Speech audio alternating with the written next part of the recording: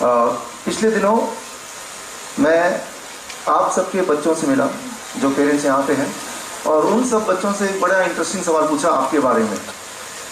तो फिर मैंने सोचा कि जब आप मुझे मिलेंगे तो मैं आपके बारे में बच्चों ने जो जवाब दिए वो मैं आपको बताऊंगा। और इसीलिए जिन बच्चों को हमने सवाल पूछा और जिन्होंने जवाब दिए वो हमने लिखित में लिए भी, उनसे साइन करा के वो हमारे पास हैं। और फिर उन्हीं बच्चों के पेरेंट्स को हमने इनविटेशन कार्ड भेजा जो आपको मिला, जिसकी जो आप आए।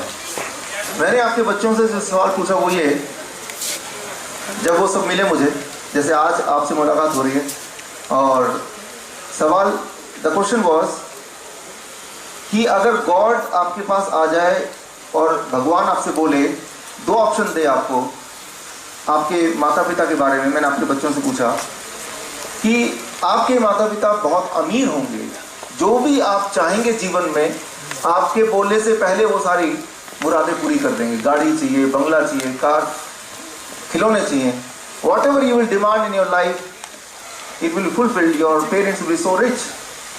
पहला ऑप्शन। लेकिन वो जीवन भर बीमार रहेंगे और 70 के उम्र तक वो चल बसेंगे, पहला ऑप्शन। या फिर आपके पेरेंट्स बहुत गरीब होंगे, इतने गरीब कि जिस स्कूल में अभी आप पढ़ते हैं उसकी फीस भी नहीं दे पाएंगे, और प्रिंसिपल बोलेगी आप कल मत आना स्कूल में, आपके पिताजी ने फीस नहीं दी। आपकी कोई भी ख्वाहिश पूरी नहीं कर पाएंगे, कोई भी ख्वाहिश पूरी नहीं कर पाएंगे, छोटी छोटी ख्वाहिश पूरी नहीं कर पाएंगे, लेकिन वो हेल्दी रहेंगे, 100 साल जिंदा रहेंगे। ये सवाल मैंने पूछा, ऐसे ही रिपीट किया 2-3 बार।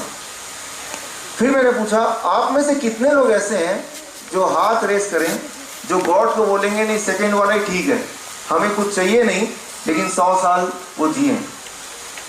आई एम श्योर आपको ये विश्वास होगा कि ऐसा सवाल मैंने करीब 83,000 स्टूडेंट से पूछा, और सभी का जवाब ये था कि हम चाहते हैं हमारे पेरेंट्स 100 साल जिए, चाहे हमें कुछ ना मिले। सो दोस्तों, थैंक यू। अक्सर मैं भी एक पेरेंट हूँ, अक्सर हम इस जद्दोजहद में लग जाते हैं कि हमें अपने बच्चों के लिए करना है, बच्चों के लिए करना है, बच्चों की सारी ख्वाहिश पूरी करनी है। लेकिन दोस्तों, बच्चों की जो पहली ख्वाहिश है वो तो आपका हेल्थ है, राइट? उसके बिना आपको कुछ नहीं चाहिए। एक सवाल मैं आपसे पूछता हूँ, अभी इन दिनों स्कूल्स में मैं गया, 83 स्कूल्स, अलग अलग पब्लिक स्कूल, उनमें से आप सबके स्कूल में गया, तभी आपको हमारा इन्विटेशन मिला। और एग्ज़ाम का माहौल चल रहा था, मार्कशीट का, अब तो रिजल्ट आ गए हैं। अगर गॉड यहाँ पे अभी आ जाए और आपको पूछे कि आपका बच्चा टॉपर होगा, ना केवल स्कूल का, आपके शहर का, हर बार टॉपर होगा, हर सब्जेक्ट में 100% मार्क्स आएंगे, लेकिन वो थोड़ा बीमार सा रहेगा, हमेशा बीमार सा रहेगा, पहला ऑप्शन।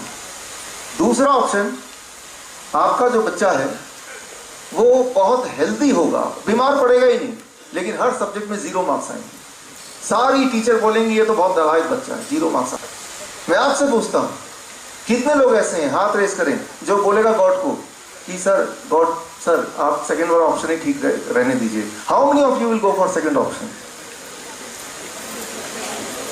Thank you. कितने लोग पहले ऑप्शन के लिए जाएंगे, वो भी हाथ रेस करें? और बाकी बीच वाले लोग कहाँ गए? मैं समझ गया कि हाथ ऊपर करने में थोड़ी आलस हो रही है। आपकी दिल की बात मैं जानता हूँ, because I am a parent. मेरा बच्चा अभी 8 महीने का है, 8.5 महीने का ही है, और मुझे अभी से चिंता लग गई, तो मैंने कहा कि आप पेरेंट्स से आपसे टिप्स लेता रहूँगा, इसलिए मैंने कहा चलो ये भी एक एजेंडा मेरे आज का यहाँ पे। तो आज हमारे बीच करीब 16 शहरों से, अलग अलग शहरों से, पोरबंदर से, सूरत से, हैदराबाद से, मेरठ से, नागपुर से लोग आए हैं। हमारे वॉलंटियर, हमारे मित्र आए हुए हैं। वो मित्र ऐसे जैसे आप मित्र बनने वाले हैं इसके बाद। उन्होंने जब हमारा एंड ऑफ विलनेस प्रोग्राम देखा तो उन्होंने अपना तन मन धन लगा दिया इसको प्रमोट करने में, आगे बढ़ाने में। सो मैं इसलिए बता रहा हूँ आपको क्योंकि आप भी ऐसा करने वाले हैं। जीवन में जो सबसे ज़्यादा दुखदाई चीज़ है, बीमार रहते हुए जिंदा रहने की कोशिश में लगना। एक सवाल मैंने सारे बच्चों से पूछा, सवाल मैं आपकी अभी पूछता हूँ, what is the standard blood pressure? या आपसे पूछता हूँ, what is the standard blood pressure? क्या आंकड़ा है वो? 120/80। ये सवाल मैंने बच्चों से पूछा, स्कूली बच्चों से, सबने 120/80 बोला। मैं अपने मेमोरी में गया, अपने पास को याद किया मैंने, और जब तक मैं क्लास 12th में था तब तक तो मुझे 120/80 याद नहीं आ रहा कि मुझे याद था। शायद आपको भी नहीं याद होगा कि आपको याद होगा। मैं ये सोचा कि मेरे सिलेबस में 120/80 था नहीं। What is standard PP, blood sugar कितना होना चाहिए, कोलेस्ट्रॉल कितना होना चाहिए, सारा कुछ तो था नहीं। शायद आज के सिलेबस में ये डाल दिया हो। क्लास 5th के, क्लास 4th के बच्चे भी 120/80 बता पा रहे।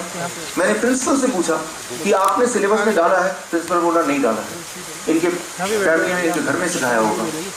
तो आप तो घर वाले हैं, तो आपसे पूछ लेता हूँ, क्या आपने 120/80 इन बच्चों को सिखाया? क्या आपने स्टैंडर्ड शुगर कितना वो सिखाया, शुगर लेवल कितना होना चाहिए, कोलेस्ट्रॉल कितना होना चाहिए? आई एम श्योर आपने भी किसी ने नहीं सिखाया होगा। लेकिन सारे के सारे बच्चों को ये स्टैंडर्ड कैसे पता आज, जो पहले हमारे टाइम में जब हम बच्चे थे तब नहीं पता होता था? कौन सी दवाई होनी चाहिए, कितना दवाई होना, सारा डोज वगैरह कैसे पता? Anybody who could say the answer? क्या कारण?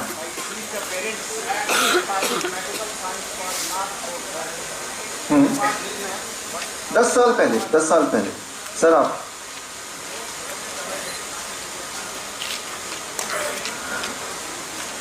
लोग आपका जवाब ये मैं रिपीट करता हूँ, लोग घरों में दवाई ऐसे खाते हैं जैसे खाना खाते हैं, और पेरेंट्स को खाते हुए देख के लोग सीखते हैं, बच्चे सीखते हैं। I am sure you agree with this, right? लेकिन सवाल ये है, 15 साल पहले जब मैं स्कूल में था, जब आप स्कूल में थे, याद कीजिए कितने से आप अंकल आंटी थे जिनको बीपी की शिकायत थी, डायबिटीज की गोलियां खाते थे, हाई कोलेस्ट्रॉल दवा लेते थे। क्या 15 सालों में इंसान की बायोकेमिस्ट्री एकदम से बदल गई? हेलो, ऐसा तो नहीं था। तो ऐसा क्या हो गया कि आज हर घर में लोग बीमार हैं इतने ज्यादा कि बच्चे उसको देखते हैं और वही सीखते रहते हैं। सो हमें इसको जरा अंडरस्टैंड करना पड़ेगा। We really have to understand this. इसको अंडरस्टैंड करने के लिए मैं हेल्प लूंगा एक बच्चे की। आपका नाम क्या है? वैभव। वैभव कौन स्कूल में पढ़ते हैं? वैभव आयशर। वैभव को मैं पहले से जानता था, लेकिन मैंने कहा कि थोड़ा एक बार और मैं कंफर्म कर लूं कि वैभव भी है क्या। वैभव इज ए गुड स्पोर्ट्समैन। वो 100 मीटर रेस में हमेशा फर्स्ट आते हैं। अब इमेजिन कीजिए, वैभव खड़े हैं, 100 मीटर की रेस की ये लाइन है, वैभव खड़े हैं, वहां से आवाज आ रही है कि 4 3 2 1 के बाद एक गोली चलेगी, उसके बाद आपको भागना है। वैभव खड़े हैं, कान से सुन रहे हैं, और यहाँ और भी खिलाड़ी खड़े हैं और वैभव सुन रहे हैं, आवाज आ रही है 4 3 2 1।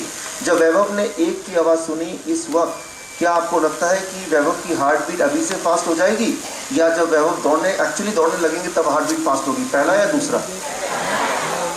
पहला। अभी वैभव ने भागना शुरू नहीं किया, अभी उसने कुछ शुरू नहीं किया, अभी तो खड़े हैं, जस्ट सुन रहे हैं, अभी हार्ट बीट फास्ट शुरू हो जाएगी। You are right. लेकिन जरा सोचिए, अभी हार्ट बीट फास्ट कैसे हुआ? वैभव ने कुछ काम करना शुरू नहीं किया। अब जरा इसको अंडरस्टैंड करें। वैभव के दिमाग के अंदर जाते हैं। वैभव ऐसे खड़े हैं, भागने को तैयार हैं, वहां से आवाज आ रही है 4 3 2। जब ऐसी आवाज आ रही तो वैभव का दिमाग, एक ब्रेन देख रहा है, ये वैभव ऐसे क्यों खड़ा है, ये क्या करना चाहता है, वो आवाज कहां से आ रही है, लोग क्यों खड़े हैं? तो ब्रेन क्या करता है, पुरानी मेमोरी में जाता है कि पिछली बार जब वैभव ऐसे खड़ा था और ऐसी आवाज आ रही थी तो वैभव ने क्या किया था, वो तो दौड़ा था, भागा था, राइट। इसका मतलब ब्रेन ने अनुमान लगा लिया इस बात भी वैभव दौड़ेंगे, भागेंगे। ब्रेन का काम होता है सबसे पहले इंटीमेट करना हार्ट को कि भाई अगला स्टेप क्या होने वाला है। ब्रेन ने इमीडिएटली हार्ट को बताया, देखो भाई वैभव भागने वाला है। हार्ट को पता है जब भी वैभव भागेगा, हार्ट से ज़्यादा ऑक्सीजन मांगेगा, ज़्यादा न्यूट्रिएंट मांगेगा, ज़्यादा कई सारे हार्मोन मांगेगा। तो हार्ट ने अपनी तैयारी पहले से शुरू कर दी, हार्ट बीट पहले से फास्ट हो गया, राइट। सो अब वैभव एक्चुअली भागने लगे, हार्ट बीट फास्ट है, ज़्यादा ऑक्सीजन इंटेक हो रहा है, ज़्यादा न्यूट्रिएंट सर्कुलेट हो रहा है, राइट। लेकिन वैभव के बॉडी के कुछ ऑर्गन ज़्यादा काम कर रहे हैं, कुछ मसल्स पे ज़्यादा जोर आ रहा है, यानी कि उन मसल को ज़्यादा ऑक्सीजन चाहिए, उन मसल को ज़्यादा न्यूट्रिएंट चाहिए। इसका मतलब ये है कि कुछ ब्रेन को वहाँ ज़्यादा न्यूट्रिएंट पहुँचाना है तो ज़्यादा ब्लड फ्लो देना पड़ेगा। तो ब्रेन अगर वहाँ ज़्यादा ब्लड देगा तो total amount of blood is constant, वो तो एक जैसा ही है, वो ना बढ़ सकता ना घट सकता। तो ब्रेन सोचता है कौन से ऑर्गन से मैं ब्लड लेके उस ऑर्गन में पास ऑन करूँ, मसल्स को दूँ।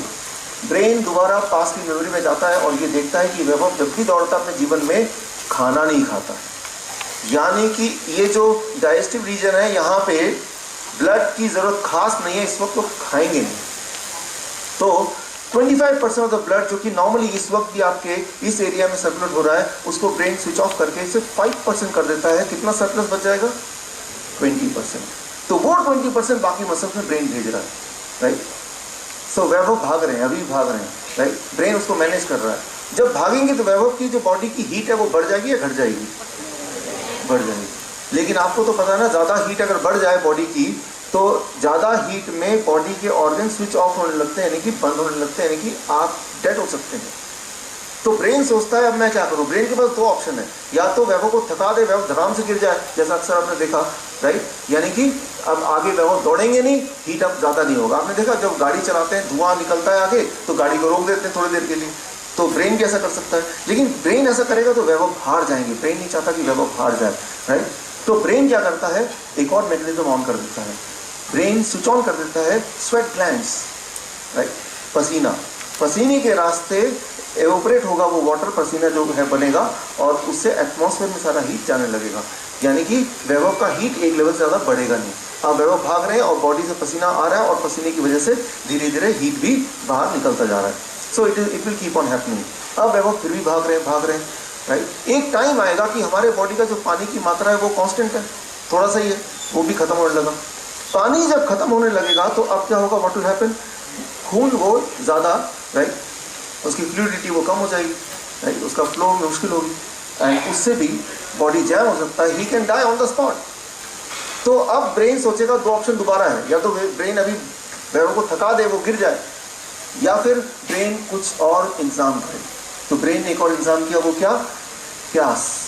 आपने ध्यान दिया, कभी डिस्कवरी में दिखाते हैं, स्पोर्ट्स चैनल में दिखाते हैं, वो भाग रहा है और जो खिलाड़ी और 10 किलोमीटर की रेस में और रास्ते में पानी लेके खड़े और पानी छीनते हुए भाग, देखा, पीते हुए देखा आपने।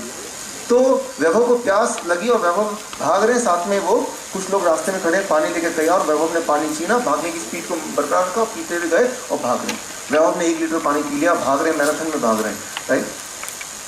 आप गौर कीजिए, अगर 1 लीटर पानी पी जाएंगे तो एकदम से वैभव क्या आ जाएगा, सुसु आ जाएगी, राइट। लेकिन अगर सुसु आ जाएगी, वैभव बोलेगा जरा आप लोग ठहरो, मैं सुसु करके आया फिर भागूंगा, राइट, वैभव तो हार जाएंगे।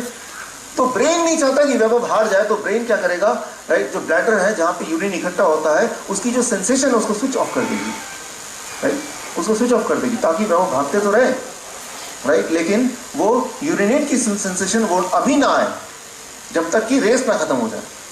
Try to understand, your brain is like an expert driver. पल पल कैसे वो आपको अंडरस्टैंड करके पुरानी मेमोरी में जाके आपके बॉडी के मैकेनिज्म को कंट्रोल करता है।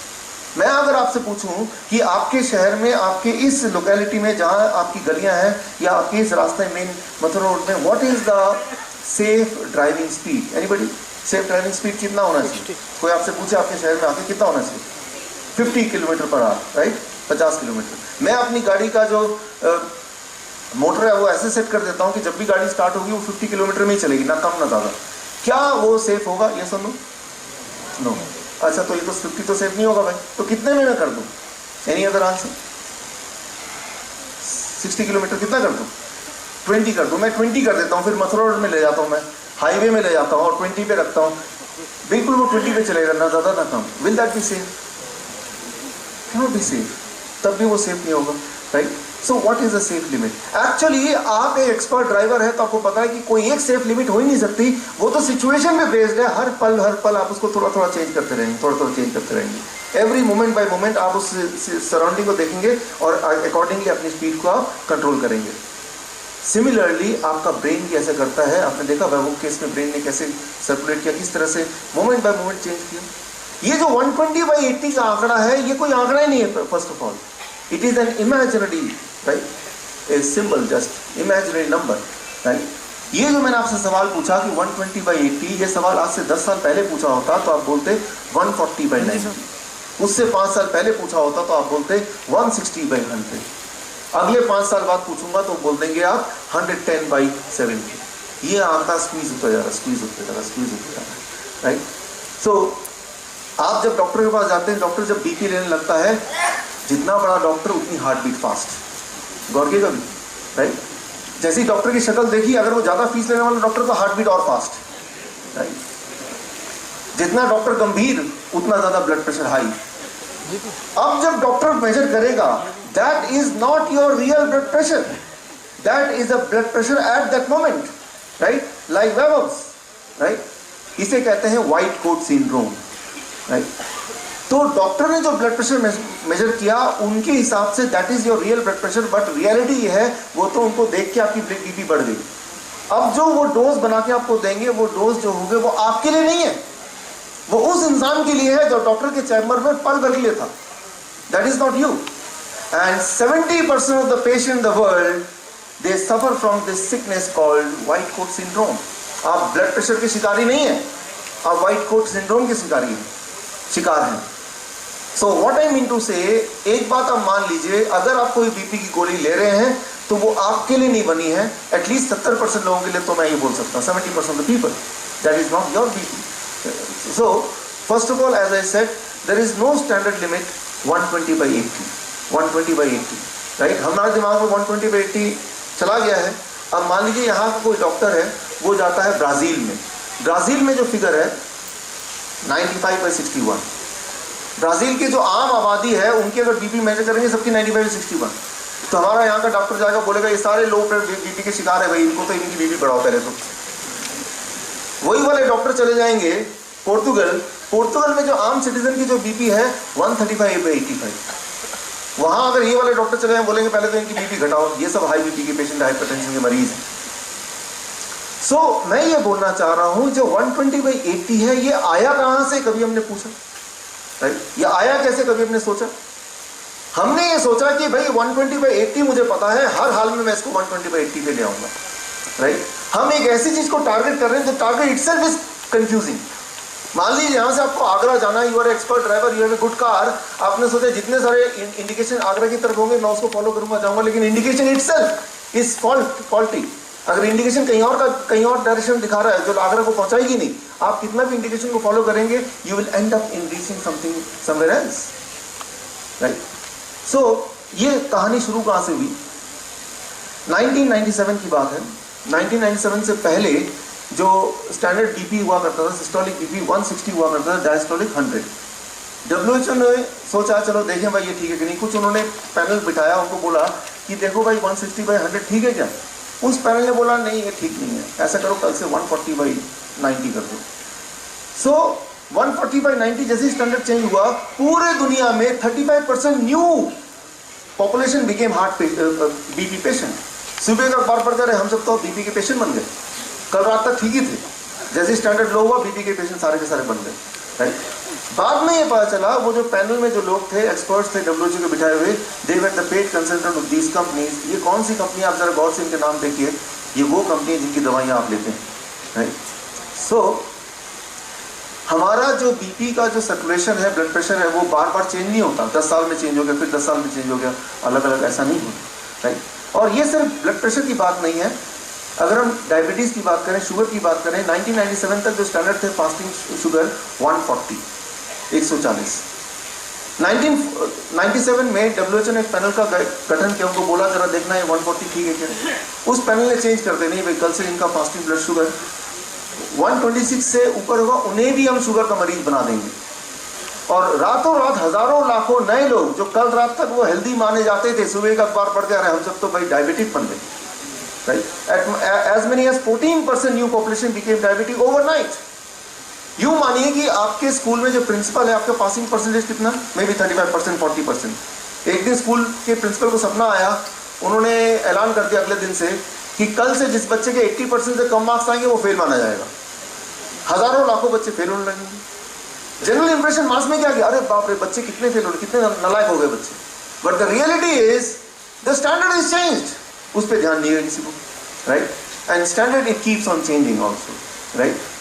सो ये जो पैनल में जो लोग थे, डायबिटीज के पैनल के जो लोग हैं, उनके नाम है, वो 9 लोगों के नाम आप नहीं देख पाएंगे वहां से, राइट? और वो सारे कंपनी जिनके साथ ये एसोसिएटेड है, ये that is them, and these are the very company those who manufacture the diabetic drugs, right? ये वो कंपनी जो दवाइयाँ डायबिटीज की बनाते हैं।